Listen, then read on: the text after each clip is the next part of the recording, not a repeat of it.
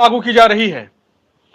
इस मुद्दे को लेकर तमाम संगठन धरना प्रदर्शन पर शुरू हो चुके हैं।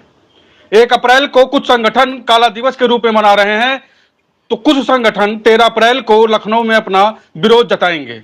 आज हमारे साथ स्टूडियो में मौजूद हैं मंजीत सिंह पटेल जी से जानेंगे कि आखिर यूपीएस 1 अप्रैल से लागू हो रहा है, तो इसको लेकर क्या है इनकी राय। जी पटेल जी, आपका बहुत बहुत स्वागत है। धन्यवाद आलोक जी, बहुत बहुत। पटेल जी, 13 अप्रैल को लखनऊ में आपकी रैली होने वाली है। जी जी। कहां से लोग आएंगे और क्या है आपकी इस रैली का मकसद? देखिए, हमारे दर्शक आपकी ये जानना चाहते हैं। जी जी आलोक जी, 13 अप्रैल को जो हमारा कार्यक्रम है वो बेसिकली चेतावनी कार्यक्रम है। जी। उत्तर प्रदेश की सरकार के माध्यम से केंद्र की सरकार को चेतावनी है। हम उत्तर प्रदेश की राजधानी लखनऊ में 13 अप्रैल को सरकार को ये चेतावनी भेजेंगे कि हमें यूनिफाइड पेंशन स्कीम से कोई सरोकार नहीं है। हमारी डिमांड कल भी जो ओल्ड पेंशन स्कीम वाली थी वही आज भी है, और जब तक कि हम उसको हासिल नहीं कर लेते हम लोग चुप बैठने वाले नहीं हैं। हमने पहले भी सरकार को कुछ सुझाव दिए थे कि ओल्ड पेंशन स्कीम का मतलब क्या, कौन-कौन से प्रावधान जिनकी हम डिमांड कर रहे हैं। भले सरकार उसका नामकरण कुछ भी कर ले, हमें उससे कोई दिक्कत नहीं है। मोदी पेंशन स्कीम कर ले या कुछ और कर ले, हमें उससे कोई दिक्कत नहीं है, लेकिन वो प्रावधान जब तक नहीं मिल जाते तब तक हम लोग चुप नहीं बैठेंगे। तो इसलिए 13 अप्रैल को हम लखनऊ से इसकी शुरुआत करने जा रहे हैं, और 2 दिन पहले हमने इसीलिए ट्विटर पर बाइकआउट यूपीएस करके हमने कैंपेन भी चलाया था। जी, करीब लगभग 50,000 लोग से अधिक लोग जुड़े थे आपके साथ। जी जी, हमने केवल 2 घंटे का ट्विटर कैंपेन चलाया था आलोक जी उस दिन, और 2 से 3 घंटे तक लोगों ने ट्वीट किए, पूरे देश से ट्वीट किए, और 52-53 हजार केवल 2-3 घंटों में लोगों ने ट्वीट किए और ट्रेंडिंग में रहा। तो उससे एक हमने सरकार को मैसेज भेजा है कि यूनिफाइड पेंशन स्कीम का हमने बाइकआउट कर दिया है, बहिष्कार कर दिया है। जी पटेल साहब, कुछ लोग आप पे आरोप लगाते हैं कि आप जो है पूर्णतः ओपीएस के समर्थन में ना होकर यूनिफाइड पेंशन में बदलाव चाहते हैं। कितना सच है इसमें? ये देखिए आरोप लगाना क्या है कि देखो, हिंदुस्तान में काटजू जी कहते हैं, सुप्रीम कोर्ट के एक जस्टिस रहे एम काटजू साहब। उन्होंने कहा कि हिंदुस्तान में 98% मूर्ख बसते हैं। अब आप ये बताइए कि पहले आप उस बयान से सहमत हैं कि नहीं है, फिर मैं अगली बात कहूँ। देखिए, मेरे पास हजारों लोगों के मैसेज आते हैं, सैकड़ों लोगों के मैसेज आते हैं। कोई कुछ कहता, अच्छा उनकी बातों में बहुत 90% ऐसे लोग होते हैं जिन्हें पता ही नहीं है कि मतलब पेंशन मतलब क्या है। उन्हें ये भी नहीं पता है कि यूपीएस में क्या हुआ है, उन्हें ये भी नहीं पता कि एनपीएस में क्या है, और ऐसे सवाल पूछते हैं कि आप माथा पकड़ लोगे। तो आरोप लगाना बहुत आसान होता है, कोई कहीं भी आरोप लगा देता है। लोग प्रधानमंत्री पे भी आरोप लगाते हैं, वित्त मंत्री पे भी लगाते हैं, लोग अपने मुख्यमंत्री पे भी लगाते हैं। और असल में क्या है ना कि भारत का अधिकांश वर्ग, अधिकांश व्यक्ति किसी न किसी पॉलिटिकल पार्टी का समर्थन करता है। जी बिल्कुल।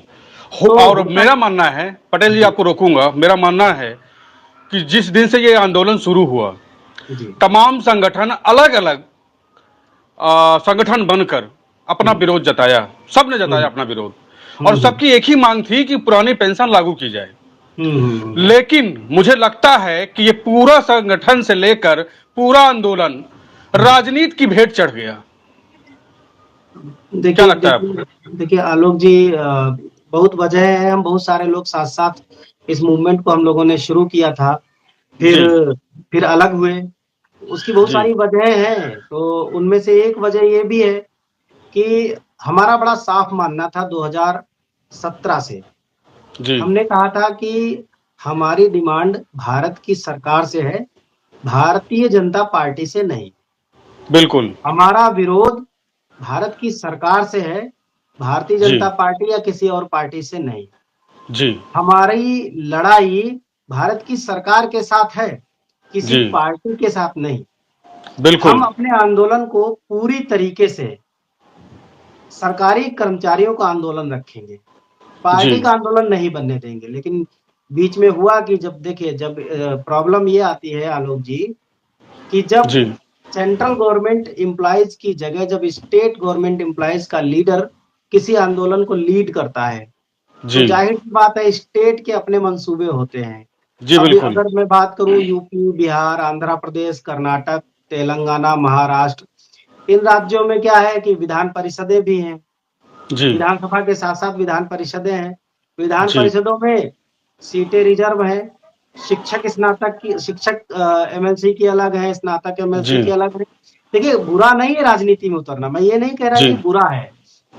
लेकिन जब आप किसी आंदोलन को लीड कर रहे हैं, पूरे देश के जी कर्मचारियों को लीड कर रहे हैं, उस समय जब आप किसी पार्टी से बायस्ड हो जाते हैं, किसी पार्टी के एजेंट के तौर पे या वर्कर के तौर पे जब आप काम करने लगते हैं, तो दिक्कत ये आती है कि चलो ठीक है, आपके जी स्टेट में तो चलो ये पॉसिबल है, सेंट्रल गवर्नमेंट वाला क्या करे? आज चेन्नई में बैठा है, कल दिल्ली ट्रांसफर हो जाएगा, दिल्ली वाले का अंडमान ट्रांसफर हो जी जाएगा। बिल्कुल और बिल्कुल। दूसरा, उसका क्षेत्रीय पार्टियों के से या स्टेट की पार्टियों से उसका लेना-देना क्या है?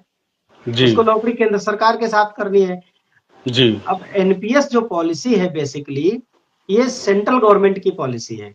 जी बिल्कुल। स्टेट गवर्नमेंट केवल इसमें या तो आ सकते हैं या इसमें से एग्जिट कर सकते हैं। ना तो वो कोई जी इसमें संशोधन कर सकते हैं, जी ना ही कुछ और ऐसा कर सकते हैं। तो कहने का जी मतलब है कि एनपीएस पर जब भी कुछ करेगी, भारत की सरकार करेगी, सेंट्रल गवर्नमेंट करेगी और उसी जी चीज़ को दूसरे स्टेट गवर्नमेंट अडॉप्ट करेंगे। अब जैसे हिमाचल जी सरकार ने क्या किया, एनपीएस से एग्जिट कर गई, ये जी उसके बस में था। अब एग्जिट करने के बाद भी जो कर्मचारियों का अंशदान और जो सरकार ने अंशदान दिया था, वो तो आज भी फँसा हुआ है।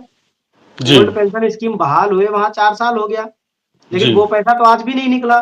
तो हमारा जी शुरू से ही स्टडी बेस्ड, रिसर्च बेस्ड हमारा जो है मतलब हमारा आंदोलन था कि हम इस तरीके से चलेंगे और इसमें पार्टी की राजनीति नहीं घुसेड़ेंगे। जी अच्छा, हुआ क्या? 2024 के जब लोकसभा चुनाव आए, जी याद कीजिएगा, जब मार्च, अप्रैल, मई में जब चुनाव चल रहे थे, उससे जी ठीक पहले बड़े-बड़े आंदोलन हुए। जी 2024 में जी खूब बड़े-बड़े बिल्कुल। आंदोलन हुए। जी आंदोलन में क्षेत्रीय पार्टियां, राष्ट्रीय पार्टियां, सबने खूब ओल्ड पेंशन स्कीम के फेवर में जी बड़े-बड़े वायदे किए, गली नुक्कड़ पे जी बोले लोग वोट लेने के लिए। लेकिन जब बिल्कुल। मैनिफेस्टो बनाने की बात आई, तो जी क्षेत्रीय पार्टियां देखो करती हैं, उनसे कुछ होने वाला नहीं है। बिल्कुल। ठीक है, क्षेत्र में दबाव बनेगा, लेकिन उस क्षेत्र के दबाव का सेंट्रल गवर्नमेंट के ऊपर कोई खास प्रभाव नहीं पड़ता। जी अब राष्ट्रीय पार्टी, जो राष्ट्रीय विपक्ष था, जिसको आप कह लीजिए, एक तरफ तो वर्तमान सत्तारूढ़ दल था और दूसरी तरफ जी विपक्ष था, जिसे आप इंडिया गठबंधन कहते हो। जी जी इंडिया बिल्कुल। गठबंधन ने अपना कोई कॉमन मैनिफेस्टो नहीं बनाया। जी बनाया हो तो बता दीजिए। जी जब बिल्कुल। गठबंधन बना तो गठबंधन का कॉमन मैनिफेस्टो होना चाहिए था। जी बिल्कुल। दूसरी बात, अगर सबसे बड़ी पार्टी आप मानते हैं कांग्रेस को, जी विपक्ष की सबसे बड़ी पार्टी, जी तो कांग्रेस ने भी 25 गारंटी रखी अपनी मैनिफेस्टो में, लेकिन उसमें ओल्ड पेंशन स्कीम का मुद्दा नहीं था। जी बिल्कुल। यही नहीं, एक दिन जब वो अपने मैनिफेस्टो के लिए प्रेस कॉन्फ्रेंस कर रहे थे, तो एक मौसमी सिंह नाम की आज तक की पत्रकार थी, उन्होंने डायरेक्ट जी सवाल दागा इस मामले में और उसमें जी कांग्रेस के सभी बड़े नेता बैठे हुए थे कि आपने ओल्ड पेंशन स्कीम को मुद्दे में क्यों नहीं रखा? तो जी उन्होंने मना कर दिया। अच्छी तरीके से उन्होंने बताया कि सरकार ने अभी काफ़ी बदलाव किए हैं, अगर हमारी पार्टी सत्ता में आती है, तो हम इसको रिव्यू करेंगे, देखेंगे जो कमी रह जाएगी तो वो हमारे मन में है, हमारे दिमाग में है और हम उस पर काम करेंगे। तो उनका भी यही इशारा था जी कि इसको जिस तरीके से इस समस्या का निदान किया जा सकता है, उस तरीके से जी सरकार कर रही तो हमको कोई दिक्कत नहीं है। ये उनका जी कहने का मतलब था। जी तो फिर हम पार्टी की राजनीति क्यों करें? हम सपा, बसपा, प्रसपा या मतलब जो है जदयू और जनता दल, मतलब जो है इन सब पार्टियों की राजनीति हम क्यों करें, बताइए ज़रा? जी बिल्कुल। हमें देखना है पूरे भारत के कर्मचारियों को और जी इसीलिए हमने डे 1 से कहा कि हमारी डिमांड भारत की सरकार से है, पार्टी से नहीं है। जी हम उसी पर आज भी चल रहे हैं। तो अब ये देखिए, जब आप किसी पार्टी के फेवर में खड़े होते हैं, तो जो जी विपक्षी लोग हैं वो आपके साथ कनेक्ट हो जाते हैं, आपकी संख्या बढ़ बिल्कुल जाती है बिल्कुल। ना? अच्छे खासे लोग, क्योंकि कहते हैं कि आपको दुश्मन का दुश्मन दोस्त होता है। दोस्त होता है। तो जी ये है कि हमने तो दोस्ती ही नहीं की किसी से जी दुश्मनी ही बिल्कुल। नहीं की। जी हमने जो दोस्ती की वो अपने मुद्दे के साथ की। हमने जो जी जो भी किया वो अपने मुद्दे के साथ किया। दूसरी बात, हमने अपने इस मुद्दे को टेक्निकली रिज़ॉल्व करने की दिशा में काम किया। देखिए, जी हूबहू ओपीएस चिल्लाने से आपने मैनिफेस्टो में नहीं डलवा पाए, पहली जी सबसे बड़ी हार। जी लाखों करोड़ों लोग आंदोलन में शामिल हुए, मिला क्या? आप ये जी, बताओ। जब जी, 30 मार्च 2021 को जब कोविड चल रहा था, लाखों लोग जी, मर रहे थे, उस समय हमने भारत की सरकार को कन्विंस कर लिया जी, कि डेथ एंड डिसेबिलिटी के केस में एटलीस्ट ओल्ड पेंशन स्कीम का विकल्प दे दीजिए। सरकार जी, ने समझा, सरकार ने दे दिया। फिर जी, जो लोग रिटायर हुए एनपीएस में, आज जो लोग रिटायर हो रहे हैं, हो चुके हैं, हुँ, उनका केस लेकर के गए, देखो कि भाई एनपीएस में क्या समस्या है, ये बुराई है एनपीएस की, इनको ठीक से हुँ, पेंशन नहीं मिल रही, इनको 1000-1200 रुपए पेंशन मिले। तो उसको लेकर के सरकार ने यूनिफाइड पेंशन स्कीम का प्रपोजल, ये रख लीजिए या कह लीजिए गजट जी, गजट लेकर के आ गई। जी, अब देखिए, जो लोग रिटायर हो गए हैं, हो चुके हैं जो, जी, उनकी नौकरी किसी की भी 20 साल की नहीं है, 20 साल से जी, कम की है।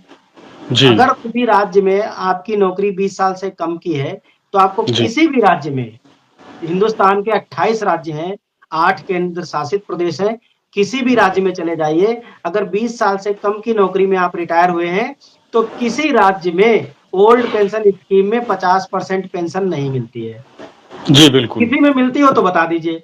बिल्कुल, तो पटेल साहब आपको रोकूँगा, एक पटेल एक साहब मिनट आपको एक रोकूँगा। एक मिनट आलोक जी, साहब, जी, मैं समझ रहा हूँ जी, लंबा हो रहा है, मैं जी, समझ रहा हूँ, ये थोड़ा-सा जी, बाइट जा जी, रहा है, लेकिन फैक्ट आदमी के पास होने चाहिए। जी, किसी भी राज्य में 50% पेंशन के लिए मिनिमम 20 साल की नौकरी कंपल्सरी है। जी, और बिल्कुल, किसी-किसी राज्य में तो 25 साल, किसी में 28 साल, किसी में 33 साल भी है। बिल्कुल। तो यूनिफाइड पेंशन स्कीम में सरकार ने एक समान सबके लिए 25 साल कर दिया। हालाँकि जी, हमारी डिमांड है 20 साल की, 20 साल करे इसको सरकार। जी, दूसरा, उसमें जो सबसे बड़ी प्रॉब्लम है, सरकार ने कहा कि हम कर्मचारी का भी अंशदान ले लेंगे। जी, इसका हम विरोध करते हैं। हम अपना अंशदान किसी भी कीमत पर सरकार को जी, नहीं देंगे, किसी भी बिल्कुल, कीमत पर नहीं देंगे। तो बिल्कुल। हमारा कहने का मतलब है कि हम टेक्निकली सरकार को बोलते हैं, धरना प्रदर्शन करते हैं, अपनी बात को वहां पर जाकर के संवैधानिक तरीके से रखते हैं। हम चिल्लाते तो रहे यहाँ बाहर, और हुँ, टेबल टॉक कभी हो ही ना। तो जो लोग हुँ, टेबल टॉक करके कुछ लेकर के आते हैं, हम तो ये कह रहे हैं कि ठीक है, हम पूरा का पूरा नहीं लेकर के आ पाए खजाना, लेकिन कुछ जी, हिस्सा तो लेकर के आए। उन लोगों के लिए बिल्कुल, तो कुछ लेकर के आए जिनके पास कुछ नहीं मिल रहा था। बिल्कुल, तो बिल्कुल। हमारा जो टारगेट ये है कि जो लोग रिटायर हो गए, जिसको सबसे ज्यादा जरूरत है इस समय, जी, उसको पहले कुछ न्याय मिल जाए। उसको मिला है। जी, अब हमारी लड़ाई है कि हमें अपना अंशदान वापस लेकर के आना है। इस बात की लड़ाई है। देखो, सरकार क्या है ना, पहले एनपीएस लाई, फिर यूपीएस लाई, अभी कोई और स्कीम ला सकती जी, बिल्कुल, है ना? अभी कोई बिल्कुल, और भी, उसका नाम कुछ हो सकता है, अगली बार कुछ भारत पेंशन स्कीम बिल्कुल, हो जाए, या उसका नाम बिल्कुल। कुछ यूनिवर्सल पेंशन स्कीम हो जाए, जी, जी, है ना? या अब जी, बिल्कुल। यूनिफाइड से यूनिवर्सल के नाम से कोई लेना देना नहीं है। जो मेन चीज है उसकी आत्मा, वो है उसके प्रावधान। अगर जी, ओल्ड पेंशन स्कीम के प्रावधान अगर आ जाएं, फिर उसका नाम चाहे यूनिवर्सल हो, चाहे यूनिफाइड हो, चाहे यूनिक पेंशन हो, कुछ भी हो, चाहे जी, यूनिटरी पेंशन हो, हमें कुछ फर्क नहीं पड़ता। तो हम इस जी, तरीके से लड़ाई लड़ते हैं। अच्छा, जिनको क्या है, संवेदनशीलता की लड़ाई लड़नी है, जी, जिनको बड़ा एक ग्रुप तैयार करना है फला-फला पार्टी के खिलाफ, तो उनके जी, साथ लोग भी ज़्यादा रहेंगे, क्योंकि हमारे साथ तो देखो, भारतीय जनता पार्टी के समर्थक भी नहीं रहेंगे, और विरोधी जी, इसलिए नहीं रहेंगे क्योंकि हम खुल करके नहीं करते, तो वो जी, हमारे बिल्कुल, साथ इसलिए नहीं आएँगे। और बिल्कुल, बीजेपी के समर्थक इसलिए नहीं आएँगे क्योंकि हम खुल करके उनका साथ नहीं देते। सही बात, हमारे साथ तो सही दोनों ही, बात। हमारा हमारा साथ और विरोध जो कुछ भी है, भई हमारे अपने लोगों के लिए है। जी, बिल्कुल, हमारा एजेंडा, देश में कोई एक आदमी नहीं लड़ाई लड़ रहा है, बहुत लोग हैं, जी, सबकी स्ट्रेटजी अलग-अलग है। आज़ादी की लड़ाई भी ऐसे ही लड़ी गई थी, सबकी स्ट्रेटजी अलग-अलग थी। तो मैं फिर ये बात कहूँगा कि मेरी स्ट्रेटजी, मेरे संगठन की स्ट्रेटजी, मेरे जो साथी हैं, उनकी स्ट्रेटजी अलग है। और ऐसा नहीं, हमारे साथ वो लोग भी हैं, जो भाजपा के माइंडसेट के हैं, वो लोग भी हैं, जो जी, भाजपा के विरोधी माइंडसेट के हैं। लेकिन जी, हमारे साथ बड़े प्यार से मिल कर के काम करते हैं, क्योंकि कहते हैं, "पटेल जी, हमें आपका तरीका पसंद है। आपके जी, संगठन जी, का तरीका पसंद है। आप जी, लड़ाई करते हो ज़मीन पे, फिर टेबल टॉक भी करते हो, और केवल जी, टेबल टॉक नहीं करते, आप समाधान रखते हो।" और जी। आज तो ग्रोक चल रहा है, आजकल तो खूब लोग ग्रोक पे पूछ रहे हैं। हाँ, हाँ, आप हाँ। आप भी ग्रोक पे पूछ लीजिए, डॉक्टर मंजीत सिंह पटेल की पुरानी पेंशन बहाली की जो लड़ाई है, वो तकनीकी रूप से बाकी लोगों से किस तरह से अलग है, आपको जवाब मिल जी, जाएगा। मुझे कुछ बिल्कुल, कहना ही बिल्कुल, नहीं है। पूरी दुनिया बिल्कुल, आजकल ग्रोक पे देख रही है। जी। बिल्कुल। पटेल साहब, चलते-चलते आपसे आखिरी सवाल। 13 अप्रैल को लखनऊ में आपकी रैली होने वाली है। हमारे जी। दर्शकों को या कर्मचारी संगठन को या कर्मचारी जितने भी आपसे जुड़े हैं, आपको देख रहे हैं, आप कुछ कहना चाहेंगे इन्हें? मैं सभी साथियों से पहले हाथ जोड़ करके गुजारिश करूंगा कि पहले आप 13 अप्रैल को आइए, हमें केवल 20 मिनट दीजिए। ये जितने लोग लखनऊ में रैली आपकी कहाँ होगी, किस ये जगह? बिल्कुल हजरतगंज बर्लिंगटन चौराहे के आसपास होगी। जी तो पहले आइए और हमारे क्रियाकलाप सुनिए, समझिए जी और हमारी स्ट्रेटजी को समझिए जी और उसके बाद फैसला लीजिए। अगर आपको लगे तो रैली में रहना, ना लगे तो वहीं हमारा विरोध करके चले जाना। जी जी बिल्कुल। लेकिन बिना जाने समझे, बिना अध्ययन किए, बिना स्टडी किए, बिना रिसर्च किए किसी पार्टी की नाव पे सवार होकर के आप एक ही चीज की रट लगाए हो। देखिए, जी बिल्कुल। इस आंदोलन की जो सबसे बड़ी दिक्कत हुई वो ये हुई कि ये कर्मचारियों का आंदोलन ना रह के भारत की सरकार की नजर में किसी पार्टी का आंदोलन बन गया। ये कुछ सबसे लोग इसमें बड़ी अपना राजनीतिक लाभ लेने के वो चक्कर में देख रहे हैं। जी अच्छा, पब्लिक हिंदुस्तान की पब्लिक भी कैसी है? अच्छा, ज्यादातर लोग क्या है, वो इस आंदोलन में वो जुड़ भी वो गए हैं, फला जी पार्टी के खिलाफ वाले। तो उनको जी उनको उनको लगता है कि इसी से इस पार्टी को उतार के सत्ता से फेंक देंगे। अरे जी दादा, तो देखो 2019 में चुनाव हुए, जब हम लोगों ने 17 में लड़ना शुरू किया था, 19 में चुनाव उतार के फेंक देते, फिर 24 में भी उतार के नहीं फेंक पाए और मध्य प्रदेश की सरकार चली गई, छत्तीसगढ़ की सरकार चली गई, राजस्थान की सरकार चली गई। अरे अब तो आंखें खोल लो भाई, जनता वही का चीज जिसको मैंडेट है, बिल्कुल जनता बिल्कुल ने जिसको चुना है, उसके बिल्कुल मैंडेट को इज्जत दो, सम्मान दो। बिल्कुल हमारी बिल्कुल कोई पार्टी नहीं होती, जी सरकार होती है। बिल्कुल पार्टी नहीं होती हमारी, सरकारी बिल्कुल कर्मचारी जब तक आप हो, आप सरकार हो, सरकार का बिल्कुल हिस्सा हो और उस बिल्कुल। तरीके से लड़ो ना।